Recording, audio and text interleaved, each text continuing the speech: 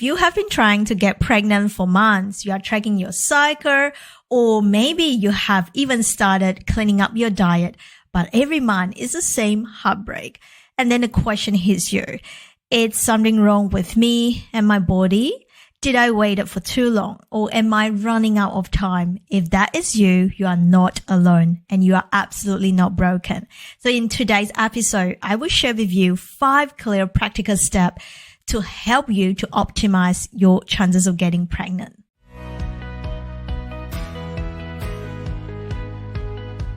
Hey there, it's Catherine Chong here, and I'm the founder of Pristine Fertility and a certified fertility dietitian. I'm here to help you to take control of your fertility with evidence-based nutrition and lifestyle strategies to optimize your chances of getting pregnant. Now, before we start today's episode, here's something I want you to know. 95% of people who watch our video haven't subscribed yet. So if you are one of them, can I please ask you for a favor? Make sure you hit that subscribe button and give our video a thumbs up. It really helps our team to keep creating the content we love sharing with you every week. All right, let's get started. Now, number 1, it's not just you. Your partner's sperm health matters too. Let's start with something most people often miss, which is the focus is always women alone when it comes to fertility. Now, in fact, when we talk about fertility, sperm health is equally important. In fact, male factors contribute to around 40 to even 50% of all infertility cases. That is why the very first step should be evaluated the health from both partners, not just the women alone. If you are someone or a couple who have been trying for more than 6 months. Now, it's interestingly, a study from India found that based on their study, male infertility rates can be as high as 57% based on the semen analysis and DNA fermentation testing. And for men, one of the simplest first steps to get started is through a sperm health or sperm analysis. So you often look at sperm count, the shape, as well as the movement, also known as motility. A newer study also shows that DNA fermentation testing for men may also be crucial, especially when the standard sperm health check appears on normal. And on the other hand, what about for the ladies? Now, a simple blood test can also help to reveal underlying health conditions. They may affect fertility, but also it's so incredibly important to screen through your nutritional status as well as any hormonal imbalance issue. For example, low vitamin D, as we all know that it can also affect egg health as well as IVF treatment outcomes. So it definitely has a really important role in terms of fertility, as well as thyroid imbalances or iron deficiency can also heighten the risk of miscarriage as well. And the point here isn't about to blame. I think it's about shedding a new light that what is going on underlying in your body, so you can stop guessing and start focusing on the energy where you can control. Now, if you're unsure where to start, what to test for, I have created this free fertility lab checklist for you. It walks you through the key lab tests that will make the biggest difference, as well as helping you to discuss them with your doctor. So if you're interested, make sure you grab a copy right now through the link in the description box. Moving on, clean up the basics first. Now, before you went on spending thousands of dollars buying all the supplements or even seeking help with fertility treatment, let's get the basic right. Now, first of all, I want you to think about your body is like soil, right? If the soil isn't nourished enough, the seeds that you planted won't able to grow well. Right. So what it means is we definitely want to start relooking how our lifestyle, the food that we eat, the environmental chemical that we expose to. All of these are incredibly powerful, small little things that you can help to optimize your chances of getting pregnant. So for example, by just adding 1 extra serve of vegetable in your plate every day, research has shown that a higher intake of vegetable as well as fruits is strongly linked to improving fertility outcome in both men and women. Next, by opting out of soft drink. So if you're someone who enjoys soft drink at the moment, reducing soft drink as well as reducing processed sugar, even artificial sweetener can also help to support hormonal balances, in particularly if you are someone who also known to have polycystic ovarian syndrome. Moving on, next tip for you here. Also, don't forget about sleep. It's incredibly important, right? So good quality of sleep, for example, at least about 7 to 8 hours of sleep, is also linked to helping to optimize your fertility. Now, one research study showed that short sleep duration is also linked to disrupted menstrual cycles as well as reducing fertility in women. And don't forget as well, stress as well as alcohol consumption both also have measurable negative effects on sperm quality as well as ovulation for women. Now, chronic stress alone can even impact both partners' reproductive health. And hence, so important to ask yourself, where are the stress coming from? And is there any way that we can help to reduce the stress level to help you to optimize your fertility better?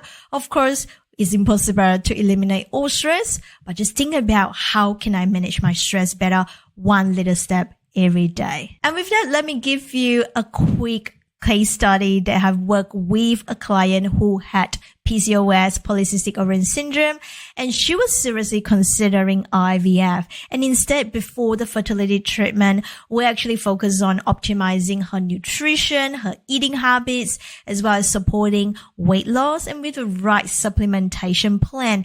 And over time, after months of getting on board with our Mastering A Health program, her cycle became more regular again, and it's good to see that she started ovulating, and yes, she eventually conceived naturally without even go through fertility treatment. So once again, this success case story highlight the important point as well as the powerful things that you can do when you focus on the basics. And if you're wondering how fertility friendly is your current eating habits as well as lifestyle, I have got something for you. Trying to get pregnant but nothing is working?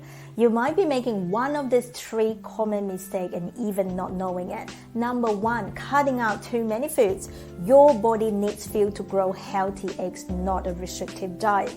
Number 2, you might be only taking a basic preconceptions multivitamin. Sometimes that's not enough. You may need extra support to help to recharge your egg health as well as your egg quality.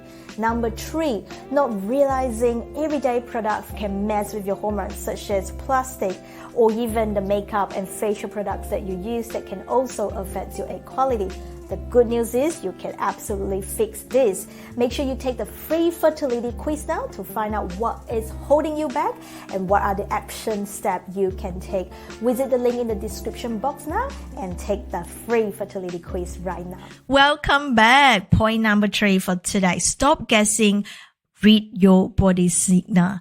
Now, timing is incredibly important. I'm chatting about the fertile window period, right? But most couples often get this wrong. If you just relying on a period tracker, such as using a calendar app on your phone, that usually assume that you ovulate on the same day, typically on day 14, and you could be missing crucial fertility days, right? Or fertile window. So here's the truth. Not everyone will ovulate on same day, on day 13. And often the apps can only predict based on your cycle length to guess where your fertile window likely to be and hence when are you going to ovulate. But that is a big deal when you are only have about 5 fertile days per cycle, right?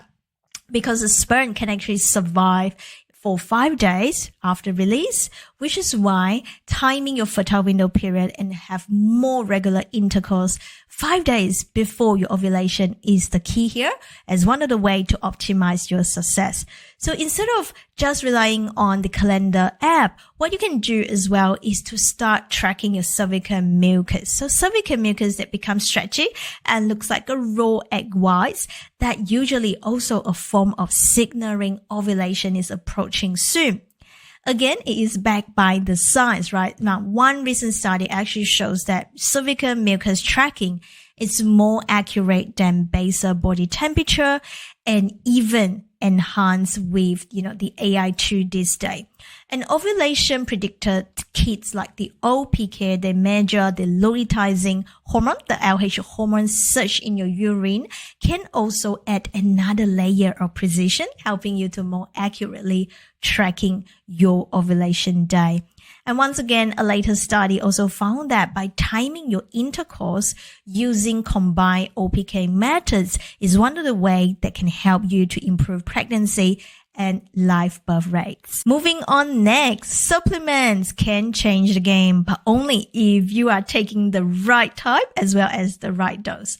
So supplementation can be incredibly powerful, but only if they actually is tailored for you. Say for example, CoQ10, very, very popular in terms of online space to help to optimize fertility as well as egg health and quality.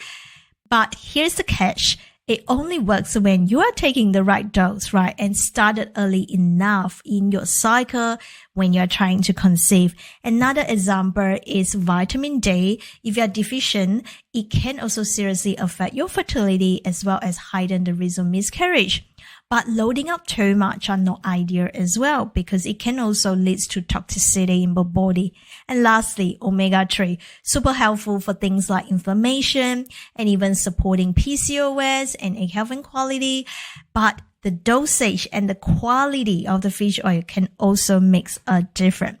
So the point is, before you start popping up pills, spending all this money buying all the supplements, it's really important that first of all, you want to get proper testing and work with a fertility dietitian like myself who can help to assess your health, your diet, as well as your lab test result to help you to formulate a supplement regime that is for you. Now, which brings me to the last point here, know when to reach help for support, right?